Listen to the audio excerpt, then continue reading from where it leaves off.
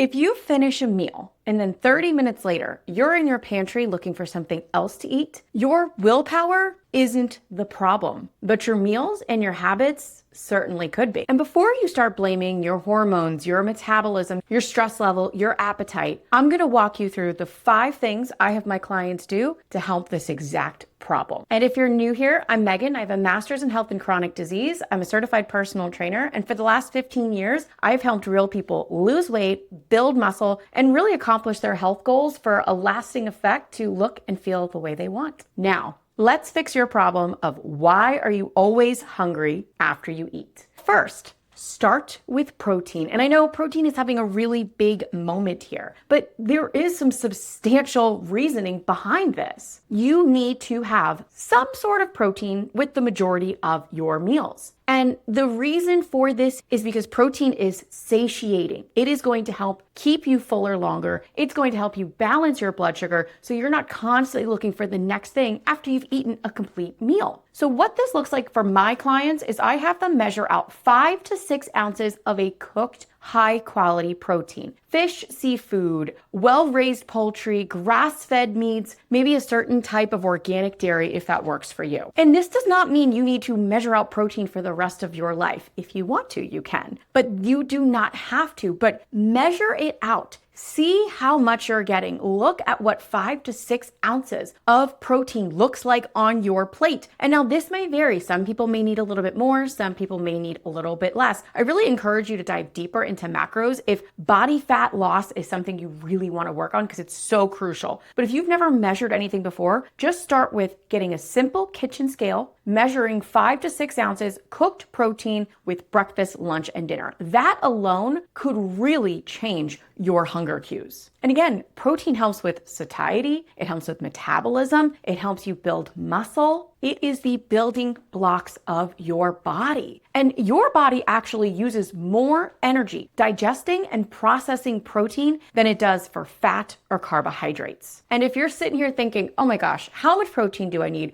What are the best types? How do I incorporate them into my day? And you're feeling very overwhelmed. Great. That's going to be my next video. So subscribe and check that out because that's going to be a complete protein guide for fat loss, metabolism, overall health, and even gaining some muscle. So check it out. Okay, the second thing that I want you to do if you are always hungry after eating is stop making everything low fat. Some of you are living like it's 1997, and some of you are probably born way after that. But let me tell you, fat-free and low fat had its moment in the 90s, and it's not here anymore. It's not here. The fat-free yogurt, the fat-free dressing, plain boring chicken, steamed vegetables with no oils. You have to know dietary fat is essential. It's essential. It's needed. We need these fatty acids not only to absorb certain vitamins, but it's necessary for normal cellular and hormonal function. And what I mean by that is if you are a woman looking to lose body fat and balance her hormones, if you're a man looking to build muscle, you need dietary fat. You need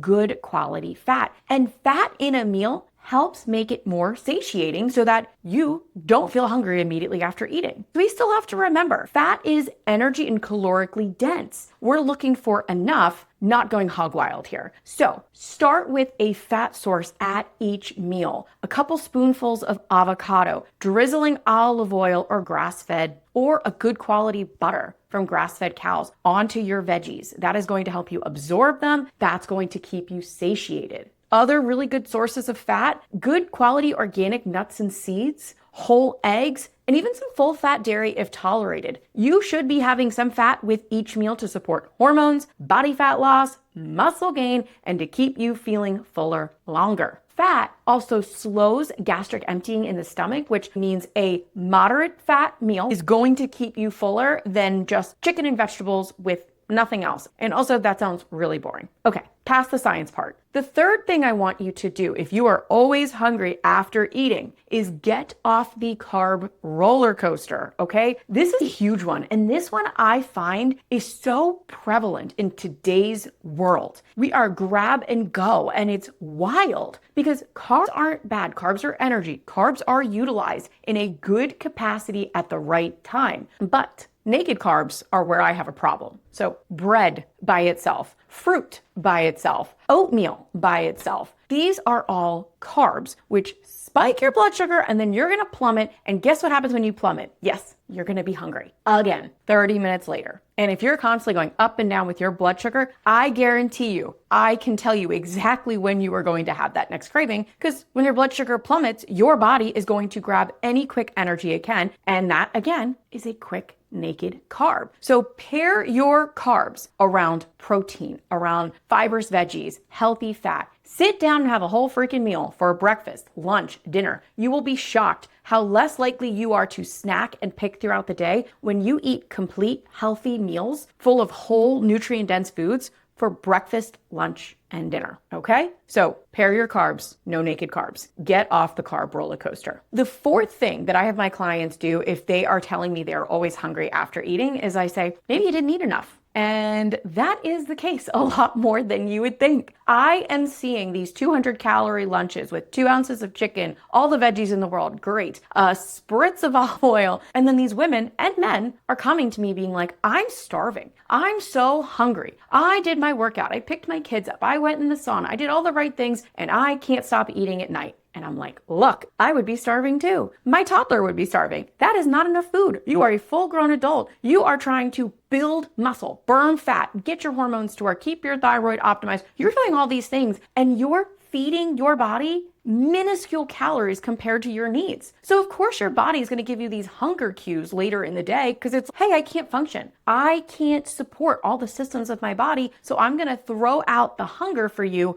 because we need to be fed. I would much rather you eat a legitimate, healthy, well-rounded breakfast, lunch, dinner than eat a 200-calorie breakfast, a 200-calorie lunch, and then dinner is 2,000 calories of everything in your pantry because you have no self-control because you underate all day. A satisfying plate usually contains a minimum 5 to 6 ounces of cooked protein, a generous serving about a cup of produce, fiber, get those nutrients in, an appropriate serving of fat, a couple spoonfuls, and then carbs based on activity, goals, preferences, etc. Again, that's just a starting point. But if you are looking at your meal and you're missing a main macronutrient that your body needs, you're going to be hungry later. And that's just your body telling you this is not enough food to sustain and to keep me going. The fifth and final thing that you need to check off your list if you are still hungry, an hour after eating, 15 minutes after eating, insert timeline here of where you're in your pantry snacking, is you may be dehydrated / electrolyte depleted. And what I mean by that is you've had coffee, couple sips of water, another coffee, another couple sips of water. It's 3 p.m. and your body is saying, where are my electrolytes? You have to understand your brain, your heart, the muscles in your body all require not just water, but electrolytes, sodium, magnesium, potassium to fire and work. And if you're not drinking water and you're not drinking electrolytes and you're active and expecting your body to run on E, it's going to also spike cravings because, hey, I can get the salt from the potato chips. Your body knows that. So if you hydrate and give your body the electrolytes it needs throughout the day, you are going to have much less snacky feelings for salty foods later in the day. And again, if you're sweating, if you're working out, if you're glistening throughout the day, it's summertime, you need to increase your electrolytes. I will link to my personal favorite electrolytes. I've used them for years, but I love LMNT. I have a code, I'll put it in the description, but it is by far my favorite electrolytes. Tasting, the ease, the packets, convenience. We always have it in our house and I'm always sipping it around workouts early in the morning and when I'm using my sauna blanket. So if you are always hungry after eating, here's what I want you to do. Make sure your meal has protein, 5 to 6 ounces cooked. Measure it on a kitchen scale. Next, add a healthy fat, grass-fed butter on top of the veggies. The next thing, get produce or another fiber-rich food on the plate. Monitor those carbs. Avoid the naked carbs. Pair the carbs with protein, with the vegetable, with the healthy fat. And then finally, drink something with water. Salt your foods. Use an electrolyte packet if necessary. But this is how you are going to build your day around the healthy foods that are going to keep you satiated. Usually, you do not have to overhaul your entire diet. But once you start fixing and building these meals around these foundations, recommendations, you're going to notice your food noise goes down tremendously. And if you're doing everything I'm saying in this video already and it's not working, you might need to look deeper at gut health, hormone health, the bigger picture, macros in general. Those are hard to navigate. So if you are looking for a coach to help you, I always have my link to my call calendar in the description. Feel free to reach out to me. And if you're curious about protein, how to get it, best quality, how much you actually need, and the right times of day, subscribe, because that is going to be the next video. All right, guys, thanks for watching.